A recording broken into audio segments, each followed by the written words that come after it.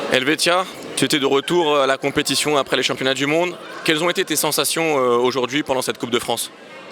Très très bien, j'avais des bonnes sensations. Tour après tour, je me suis mis dans ma compétition et j'avais de très très bonnes sensations. J'ai perdu, mais pour moi j'ai fait le taf. En finale, tu retrouves Dilara Bozan, que tu connais, que tu as déjà affronté sur le circuit européen et mondial. Tu avais une attente particulière sur cette finale, une pression en plus que d'habitude, ou non, tu l'as pris facilement pour toi et... Bon, après, il n'y a pas eu le résultat escompté, mais au final, tu n'étais pas forcément si stressé que ça. Non, pas forcément, j'étais pas stressée. C'est vrai que j'avais rencontré aux Europes. Dans les tours, on avait la même note et ensuite sur la place pour aller chercher la finale, j'avais 0,5 de plus. Pour ma part, je me suis dit, elle s'est entraînée, moi aussi. Donc non, j'étais pas stressée. Bon, c'est pas le résultat attendu, mais je sais que je me suis donnée.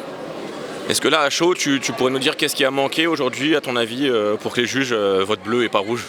Franchement, je ne pourrais pas vous dire qu'est-ce qui m'a manqué. Je pense que j'ai pas eu de déséquilibre. Au niveau kimé, j'étais à fond. Le rythme était pour moi bien respecté. Donc franchement, je ne peux pas vous dire qu'est-ce qui n'a fait que les arbitres n'ont pas voté pour moi.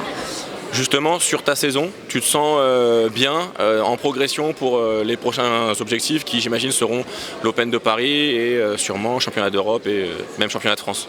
Oui, bien sûr, après une saison, une très bonne saison. Moi, un championnat du monde, je dirais pas catastrophique, mais j'étais pas en pleine forme. Je me suis bien entraînée et je pense que là, je suis prête pour les prochaines compétitions à venir. Merci encore et félicitations.